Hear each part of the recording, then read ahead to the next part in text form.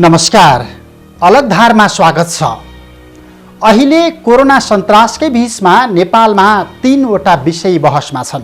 भारतले नेपाली भूमि कालापानी, लिपुलेक, लिम्पियाधुरा अतिक्रमण गरेर नक्सा जारी गरेपछि सुरु भएको विवाद, अमेरिकी सहायता परियोजना एमसीसी सम्झौता, संघीय संसदबाट अनुमोदन गर्नुपर्ने दबाव अनि कोरोना महामारी नियन्त्रणका लागि नेपाल सरकारले राज्य कोषबाटै खर्च गरेको 10 अर्बभन्दा बढीको अपारदर्शी हिसाब किताब, जसको आज हामी विशेष चर्चा गर्दैछौँ।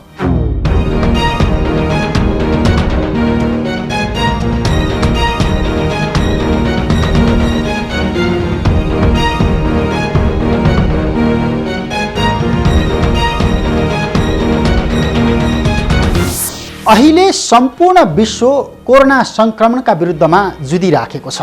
विगत 5 महिना यता विश्वकै अर्थव्यवस्था तहस नहस बनाइसकेको कोरोना कहिले नियन्त्रणमा आउँछ अत्तोपत्तो छैन।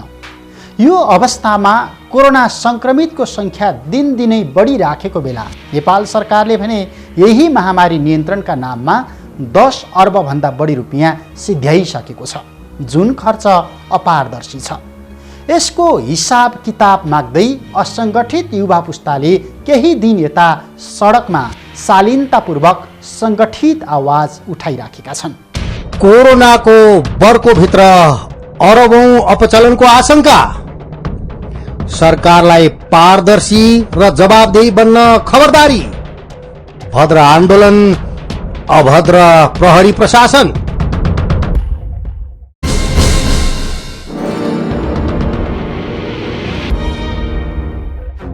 गत जेठ 27 गते केही सचेत युवा युवतीले भ्रष्टाचार र अपारदर्शी खर्च प्रणालीको विरोध गर्न स्वतस्फूर्त भेला भएर सरकारलाई शालीनतापूर्वक दबाव दिने अभियान उद्घोष गरे।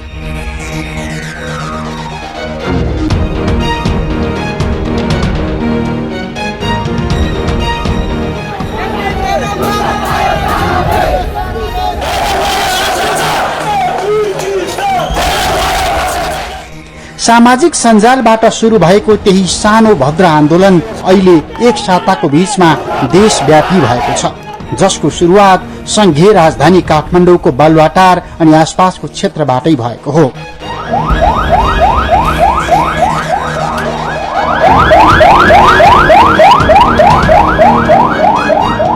कुनै समूह र पार्टीका कार्यकर्ता होइनौं, हामी देशका युवा सपूत हौं। देश प्रेम हामीमा पनि छ। सरकारको कामको फल हामीले पनि महसुस गर्न पाउनुपर्छ। सरकारका राम्रा कामको समर्थन र नराम्रा कामको विरोध गर्न पाउनुपर्छ। यो प्रत्येक नागरिकको संविधान प्रदत्त अधिकार हो। हातमा सामान्य प्लेकार्ड, चोटिला नारा अनि राजनीतिक आग्रह पूर्वाग्रह भन्दा माथि उठेर जवाबदेही र पारदर्शी राज्य खोजिराखेकाहरू निरन्तर दबावपूर्ण ढंगबाट यही आवाज सरकारको कानसम्म पुर्याउने प्रयत्न गरिराखेका छन्।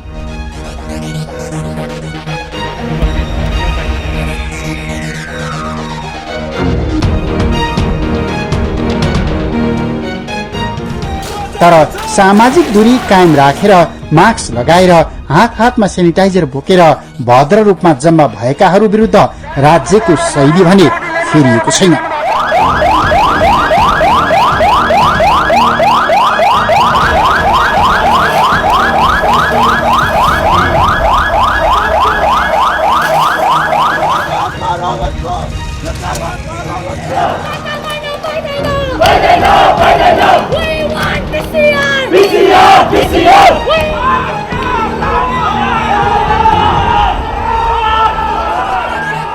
शान्तिपूर्ण तवरले आफ्नो कुराहरू राख्दा आखिर प्रहरी मार्फत सरकारले किन बल प्रयोग गरिराखेको छ?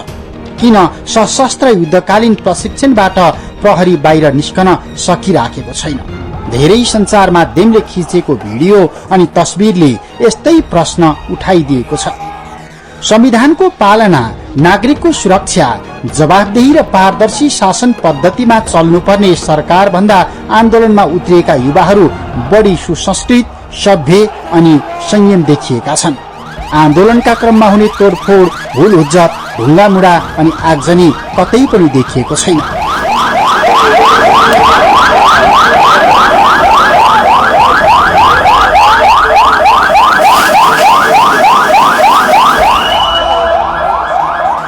राष्ट्रगानबाट आन्दोलन सुरु हुन्छ। युवा युवतीहरू एउटा हातमा व्यथिति विरुद्ध प्लेकार्ड बोकेका हुन्छन्, अर्को हातमा प्रहरीका निम्ति गुलाबको फूल लिएर भद्र आन्दोलनको नजिर स्थापित गर्न यसै गरी प्रयत्नशील छन्। आन्दोलन दबाउने र आन्दोलनकारीलाई नियन्त्रणमा लिने पुरानै शैलीबाट बाहिर ननिस्किएको प्रहरी प्रशासनले भने फेरि पनि उही बख्तरबन्द गाडी, उही लाठी, उही टियर ग्यास, उही रबरका गोलीहरू प्रयोग गर्ने अभ्यास पटक पटक दोहोर्याउने प्रयत्न गरिराखेको छ। आन्दोलनकारीहरू प्रहरीको दमन अनि धरपकड पछि पनि आन्दोलन स्थलको सफाईदेखि सामाजिक दूरीको अनुशासनबाट कतै पनि कहीँ पनि विचलित भएका छैनन्।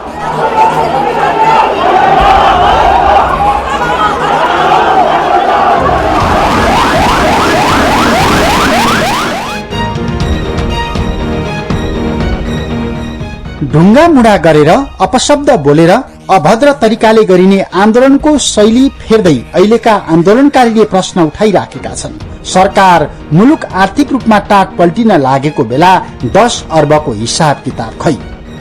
यो अवस्थामा जवाबदेही, पारदर्शी, जन उत्तरदायी र मितव्ययी बन्नुपर्ने सरकार किन यति धेरै हताश र आक्रमण बने त? यो जरुरी थिएन। यसले राजनीतिक रूपमा बलियो सरकार, सुशासन, पारदर्शिताको प्रश्नमा कति कमजोर छ भन्ने प्रश्न उल्टै उब्जाइदिएको छ। सरकारले के बोल्यो, कस्तो बजेट ल्यायो, केमा कति खर्च गर्यो, कोरोना परीक्षण र चैत 11 यताको निरन्तरको लकडाउनमा राज्यले बनाएको रणनीति सफल भयो कि असफल भयो? महामारी बढिराखेको बेला सरकारले यसका विरुद्धमा आगामी दिनका निम्ति के कस्ता योजना बनाइराखेको छ? अहिले निरन्तर सडकमा उत्रिराखेका आन्दोलनकारीले यी कुरा जान्न खोजिराखेका छन्।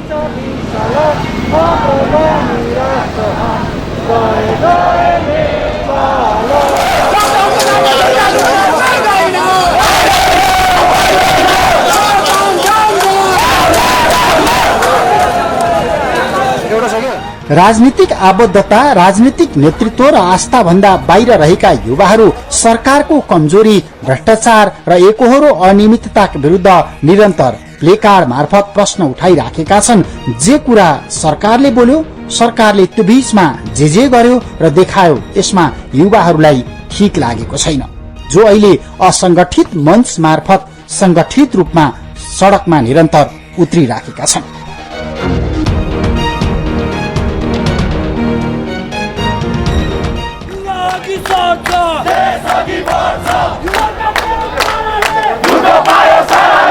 कोरोना संक्रमितको एकिन संख्या थाहा पाउन आरडीटीले होइन, पीसीआर परीक्षण जरुरी छ। आन्दोलनकारीहरूले उठाइराखेको यो मुख्य माग हो, जसलाई विश्व स्वास्थ्य संगठनले समेत प्रमाणित गरिसकेको छ। क्वारेन्टाइन र भेन्टिलेटरको उचित व्यवस्था अझै छैन, त्यसलाई बढाऊ। क्वारेन्टाइनमा बस्नेहरू समयमै उपचार परीक्षण नपाएर मरिराखेका छन्, तर सरकारले 10 अर्ब रुपियाँ खर्च भयो भनिराखेको छ। यो रकम कहाँ खर्च भयो? खर्चको पारदर्शिताबारे सडकमा शालीनतापूर्वक उठिराखेको आवाज सरकारले सम्बोधन गर्न चाहिराखेको छैन। लकडाउन खोल्नु मात्र समाधान होइन।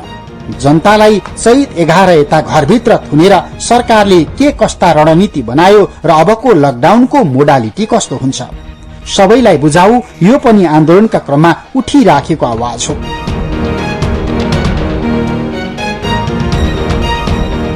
दैनिक मजदुरी र ज्यालादारी गरेर खाने वर्गको व्यवस्थापन, स्वास्थ्य कर्मी, सुरक्षा कर्मी अनि अति आवश्यक सेवा क्षेत्रमा खटिने व्यक्तिको सुरक्षा, आप्रवासी नेपालीको उद्धार जस्ता गम्भीर विषय उठाएकोमा पनि भद्र आन्दोलनमा ऐक्यबद्धता जनाउनेहरूको संख्या त्यही कारण दिनदिनै थपिराखेको छ। तर हाम्रो कुरा सुन, सम्बोधन गर। यदि राम्रो गर्न सक्दैनौ भने राजीनामा गर। यो आवाज दिनदिनै सडकमा चोटिलो ढंगबाट उठिराखेको छ। लकडाउन र संक्रमण त्रासकै बीचमा महामारीको आडमा नेपाल जस्तो गरीब देशले आर्थिक मितव्ययिता अपनाउन नसक्नु अर्को आक्रोशको कारण हो, जसलाई समयमै सम्बोधन गरिएन र निरन्तर पुरानै शैलीमा यसै गरी दमन नीति अंगीकार गरियो भने यसले रंगभेदी आन्दोलन जस्तै विकराल स्वरूप पनि लिन सक्छ भन्ने सम्मको विश्लेषण विज्ञहरूले गरिराखेका छन्। अमेरिका हुँदै सुरु भएको रङ्गभेद विरुद्धको जुन आक्रोश अहिले कोरोना कहरकै बीचमा युरोप र अस्ट्रेलियासम्म फैलिसकेको छ, जसमा न कुनै दलको नेतृत्व देखिन्छ न वार्ता र संवादका लागि कुनै संयन्त्र बनाउन सक्ने अवस्था छ। विश्व नै कोरोना भाइरसले आतंकित भइरहेको अवस्थामा नेपालमा चाहिँ हाम्रो सरकार भ्रष्टाचारमा लिप्त, विभिन्न स्वास्थ्य सामग्रीहरू किन्नको निम्ति पनि भ्रष्टाचार गरिरहेको, अव्यवस्थित क्वारेन्टाइन।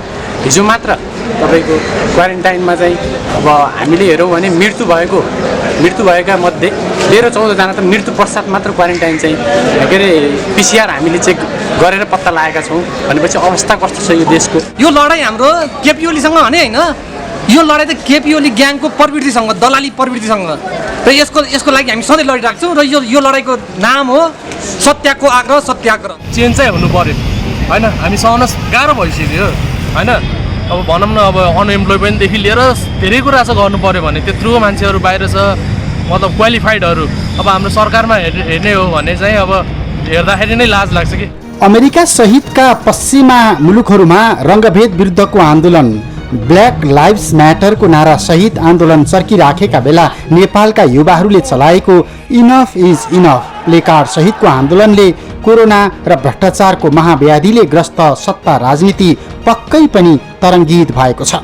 सचेतनापूर्वक राजनीतिक हस्तक्षेप गर्न अग्रसर यो पुस्ताले सत्तासीन शक्तिलाई प्रतिरक्षात्मक बनाएको छ अनि भद्र आन्दोलनको नजिर स्थापित गराएको छ।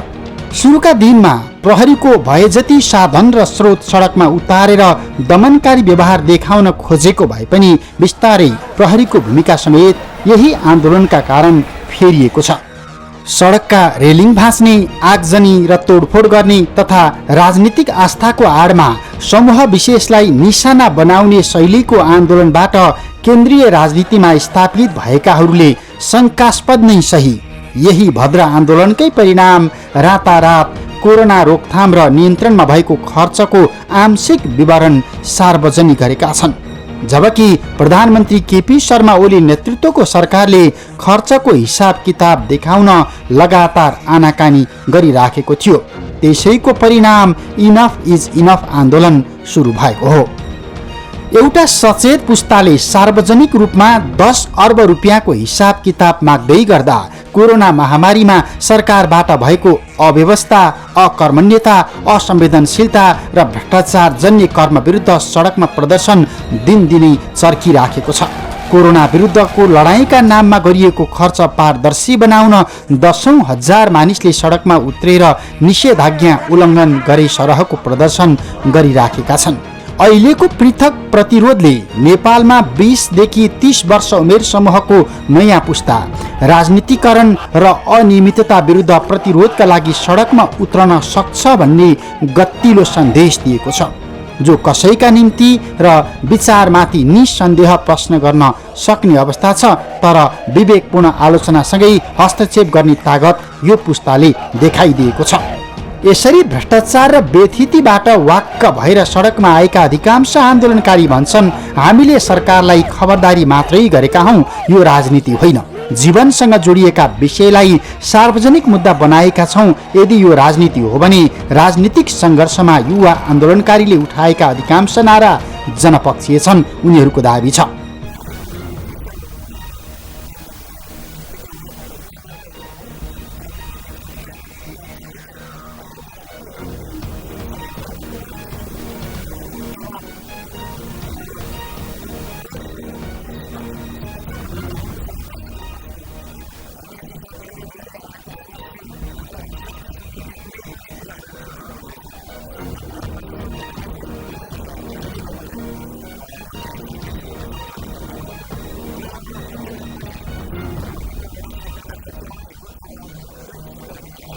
यो विपन्न गरिब र निमुखा वर्गको नाममा चप्पल पड्काउँदै हिंसक राजनीतिक पाठशालाबाट खारिएर आएकाहरू सत्ता र शक्तिको आडमा सुकिला मुकिला बनेपछि निम्तिएको परिणाम हो। हरेक मुद्दालाई दलीय आँखा, सरकारी नजरिया अनि लोभी पापी मूल्य दृष्टिले हेर्दाको परिणाम हो। त्यसैले त युवा आन्दोलनकारीले खान नपाएका, स्वास्थ्य उपचार नपाएका अनि देश छिर्न नपाएका गरिब जनका कुरा उठाउनु परेको छ, जुन राजनीतिज्ञले उठाउनु पर्ने थियो। यसलाई बेवास्ता गर्न अब पटक्कै मिल्दैन। विज्ञहरूका अनुसार यस्ता असंगठित मञ्चबाट सुरु हुने संगठित आन्दोलनले कालान्तरमा कुनै पनि राष्ट्रमा विद्रोहको आकार लिन सक्छ र त्यो निकै भयावह हुन्छ।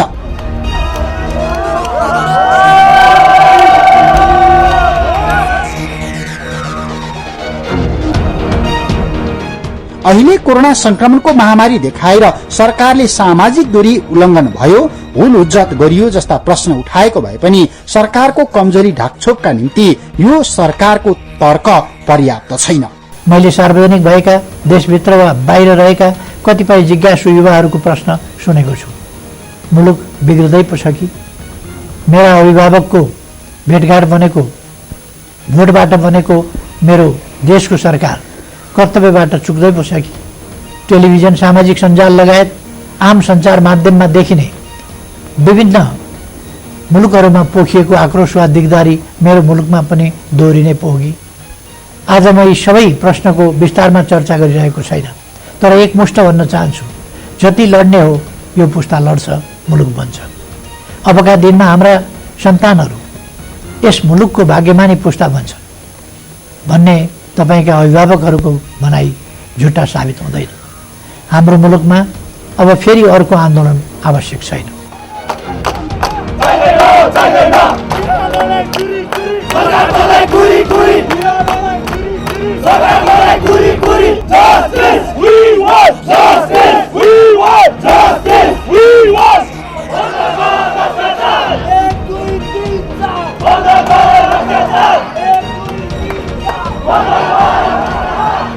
राज्यले भद्र आन्दोलनमा उठेका आवाज समयमै सम्बोधन गरेन भने बरु यो आन्दोलनले स्पेनकै दुर्दशा निम्त्याउन सक्छ। विज्ञहरूले सचेत पारिराखेका छन्। स्पेनमा कोरोना महामारी सामान्य अवस्थामा रहेकै बेला भएको प्रदर्शनमा सहभागी धेरै संक्रमित भएका थिए अनि त्यसको केही हप्तापछि आफन्तले सब समेत हेर्न नपाएको अवस्था सिर्जना भएको थियो। विज्ञहरूका अनुसार जुलुसमा सामाजिक दूरी कायम हुँदैन, मास्कको प्रयोग सही तरिकाले गरिन्न, अपरिचितको भीड़ बढी हुन्छ, हात धुने, नियमित सेनिटाइजर प्रयोग गर्ने अवस्था रहन्न, जहाँबाट रोग सर्ने सम्भावना बढी हुन्छ, जुन दुर्दशा पछिल्लो समयमा स्पेन पछि ब्राजिलले पनि भोग्यो, अहिले अमेरिकाले भोगिराखेको छ। विरोध प्रदर्शनमा चिच्याउने, नारा लगाउने, सिठी फुक्ने, खोक्ने जस्ता क्रियाकलापले संक्रमितको मुखबाट कोरोना भाइरसको लोड धेरै निस्कने अनि धेरै जना एकै पटक संक्रमित हुने जोखिम पनि उत्तिकै रहन्छ। त्यसैले अहिलेको विश्वव्यापी संकटको बेला सरकारले सबै नागरिकको अभिभावक भएको कर्तव्य पालना गर्न सक्नुपर्छ। आम नागरिकको असन्तुष्टि र आशंका सम्बोधन भएन भने यही भद्र आन्दोलनले विद्रोहको आकार लिन समय लाग्दैन।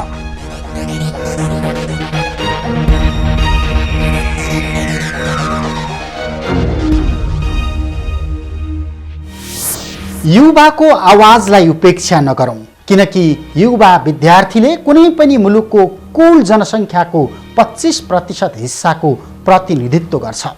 यो कुनै पनि मुलुकको भाग्य अनि भविष्य निर्माण गर्ने तागत राख्ने पुस्ता पनि हो अनि यो रैथाने राजनीतिमा उभ्याइने भिडको भाडाको जमात पनि होइन, यो विवेकशील जमात हो। अब अर्को विषय, भारतले गएको कार्तिक 16 गते नेपालको कालापानी लगायतका क्षेत्र सहितको नक्कली नक्सा जारी गरेपछि सुरु भएको विवादकै परिणाम अहिले नेपाल सरकारले मुलुकको आधिकारिक नक्सा जारी गरेको छ। नक्साको बदलामा नक्सा जारी भएपछि सुरु भएको यो द्विपक्षीय विवादकै रातमा अभूतपूर्व राष्ट्रिय सहमतिका साथ नेपालले संविधान समेत संशोधन गरिसकेको छ। यो अवस्थामा सीमा तथा नक्सा सम्बन्धी सर्किँदो यो विवाद अब कसरी सुल्झिएला त? यो अहिलेको महत्त्वपूर्ण प्रश्न हो। नेपालको निशान नक्साको अक्षम्य त्रुटि सचियो, संविधान संशोधनमा अभूतपूर्व राष्ट्रिय एकता, लिपुलेखको प्रश्नमा वार्तामा बस्न भारत आतुर।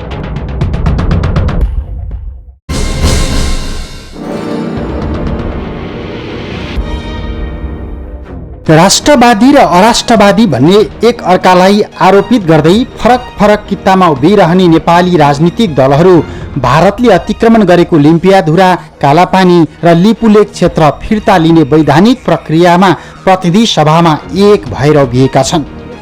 संघीय संसदमा सरकारले लिम्पियाधुरा सहितका भूभाग समेटिएको मुलुकको नयाँ आधिकारिक नक्सा अनुसार निशान्छा परिवर्तन गर्न ल्याएको संविधान संशोधन विधेयकको पक्षमा सबै दल एकताबद्ध भएर उभिएपछि उक्त ऐतिहासिक प्रस्ताव सर्वसहमतिले पारित भएको छ, जुन एकता यसअघि तत्कालीन संविधान सभाबाट संविधान जारी गर्ने समयमा समेत देखिएको थिएन।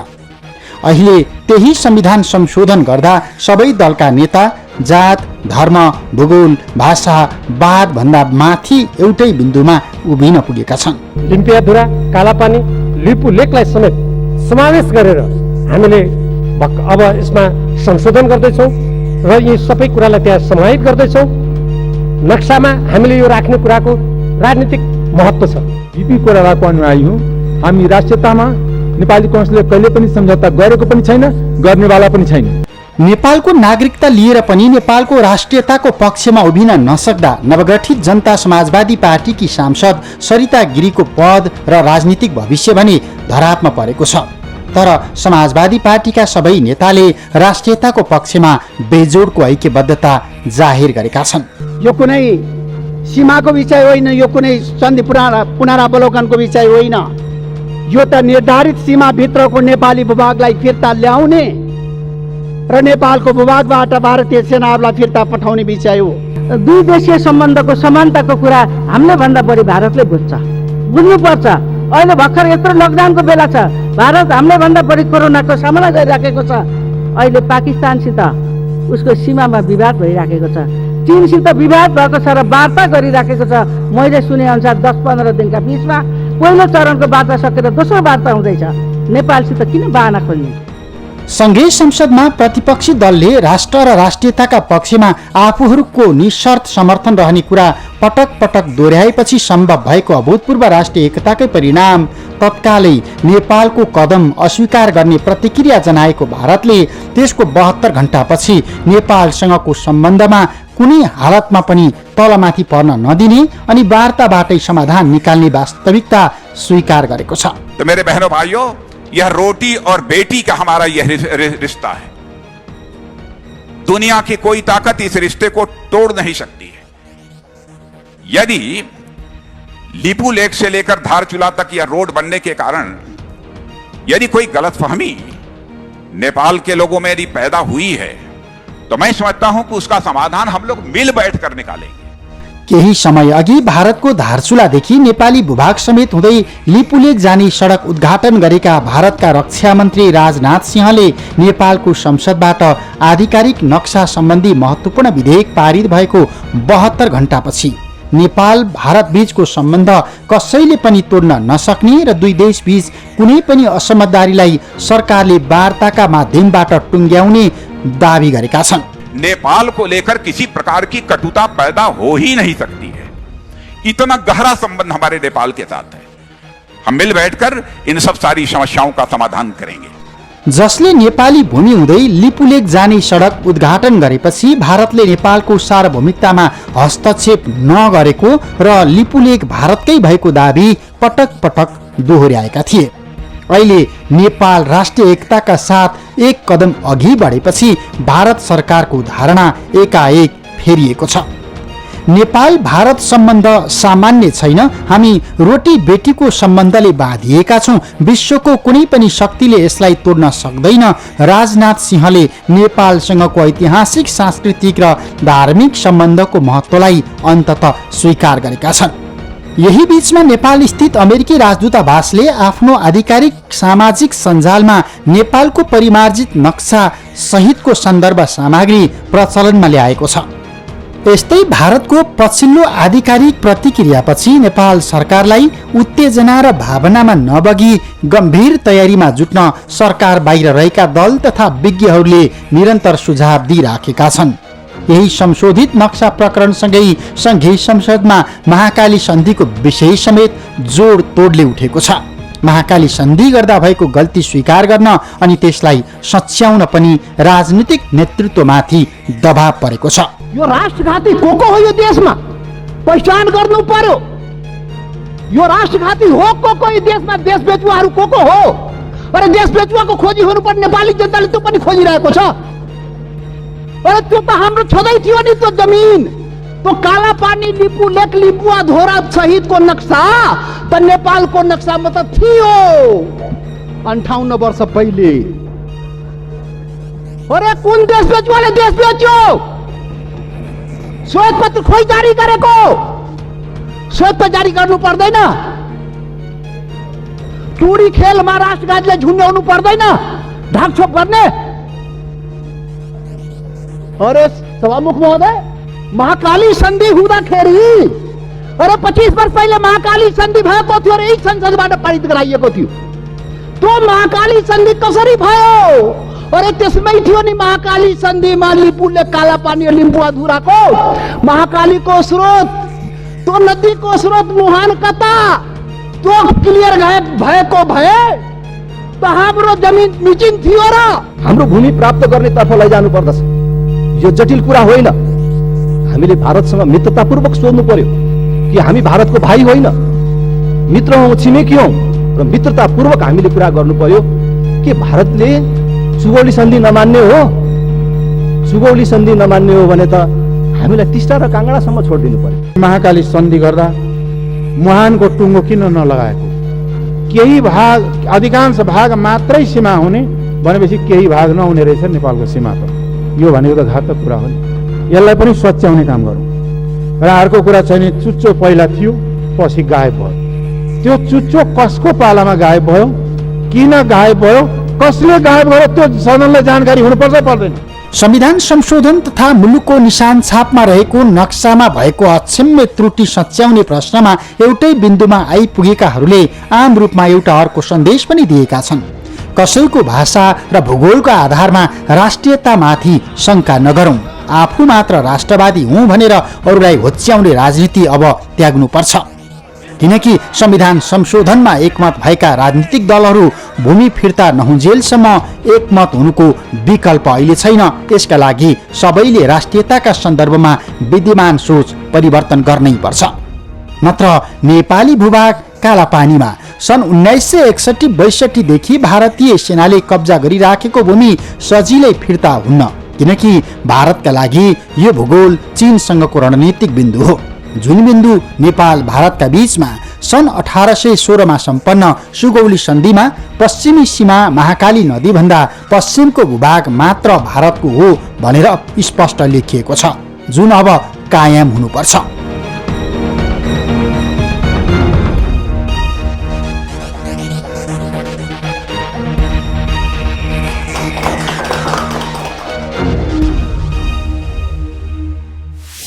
कालापानी लिपुलेक क्षेत्रको जमिन सहितको नेपालको नक्सालाई भारतले तत्काल अस्वीकार गर्न सक्छ, तर यो नेपालको जमिन हो भन्ने थुप्रै ऐतिहासिक प्रमाण विश्वका धेरै पुस्तकालयमा अहिले पनि सुरक्षित छ।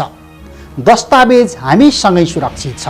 यसैका आधारमा नेपाल स्थित अमेरिकी राजदूतावासले समेत नेपाल सरकारले जारी गरेको आधिकारिक नक्सालाई आफ्नो वेबसाइटमा राखेर नेपालको दाबीमा ऐक्यबद्धता जनाएको छ। यो बलियो अन्तर्राष्ट्रिय समर्थन हो। अब यो भूमिबाट भारतीय सुरक्षाकर्मी पछि हट्नुको विकल्प छैन। हवस् त, अलगधारको आजको समय सकियो। कार्यक्रमका सन्दर्भमा तपाईका कुनै सुझाव, सल्लाह अनि प्रतिक्रिया छन् भने हामीलाई टेलिफोन नम्बर 40065336 अथवा मोबाइल नम्बर 9802002006 मा सम्पर्क गर्न सक्नुहुन्छ। यस्तै अलगधार इमेज channels@gmail.com मा इमेल पनि गर्न सक्नुहुन्छ। हामीलाई फेसबुक र ट्विटरमा पनि फलो गर्न सक्नुहुन्छ। आजको कार्यक्रमबाट अलगधारको सम्पूर्ण युनिटलाई बिदा दिनुहोस्। नमस्कार।